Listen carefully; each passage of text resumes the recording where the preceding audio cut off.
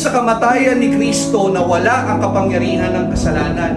Kaya nga ang sabi niya, sa bawat isang susunod sa akin, hindi na dapat sila namumuhay sa kasalanan. Bakit? Ang kasalanan, kung bakit siya nananatili at namumuhay sa atin, ay sa kadahilanan na hindi si Kristo ang sentro ng ating pamumuhay. Hello? Amen.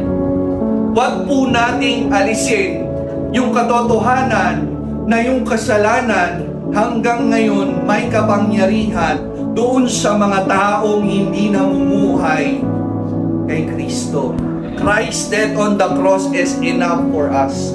But the thing is, ito ang problema.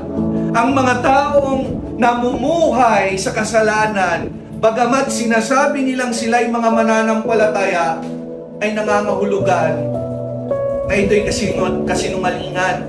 Dahil ang totoong namumuhay kay Kristo kailanman hindi na mananahan sa kasalanan. Amen po ba? Amen. Hindi ka na magdi-desire na magkasala.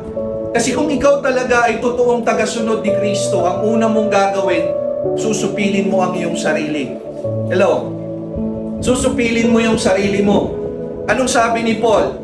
1 Corinthians chapter 9 verse 27. Sabi niya, dinidisiplina ko ang aking katawan at sinusupil ko ang masasamang pagnanasa.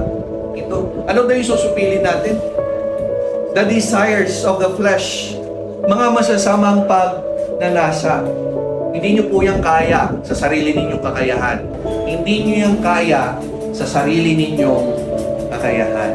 Kaya nga ang kailangan ninyo ay isuko ninyo ang inyong mga sarili sa ating Panginoong Jesucristo. Amen po ba? Amen.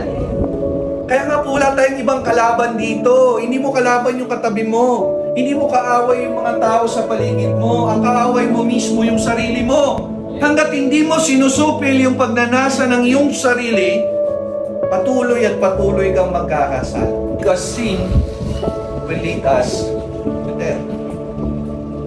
Kahit anong gawin ninyo mga kapatid, kung ang inyong sarili ay hindi nyo isusuko sa Panginoon, mawawalan ng kahulugan yung ating pagsunod sa Kanya.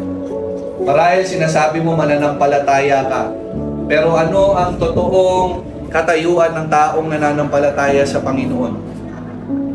Siya ay sumusunod sa kalooban ng Diyos. Anong sabi ni Jesus? If you want to follow me, kung gusto mo talagang sumunod sa akin, kung gusto mo talagang pag-arihan kita, tanganin mo yung cross mo araw-araw.